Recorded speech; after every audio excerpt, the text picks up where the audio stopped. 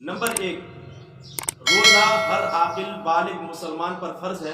जो रोजा रखने की ताकत रखता है। नंबर दो, नाबालिग बच्चे पर रोजा फर्ज नहीं है, लेकिन उनकी ताकत के मुताबिक उनसे रोजे रखवाए जाए ताकि एक तो उसके आदी हो जाए, दूसरे उनके अंदर ये शऊर पुख्ता हो जाए,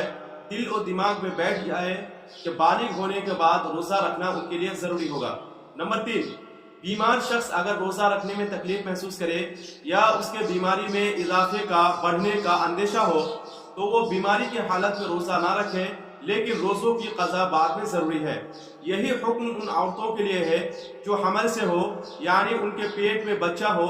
या उनकी गोद में छोटा बच्चा हो। अगर रोजा रखने में तकलीफ महसूस करे या डॉक्टर मना करे तो हामिला यानी जिसके पेट में बच्चा है और मुर्जिया औरतें, दूध पिलाने वाली औरतें रोजा छोड़ सकती है, लेकिन रोजों की कज़ा बाद में जरूरी है।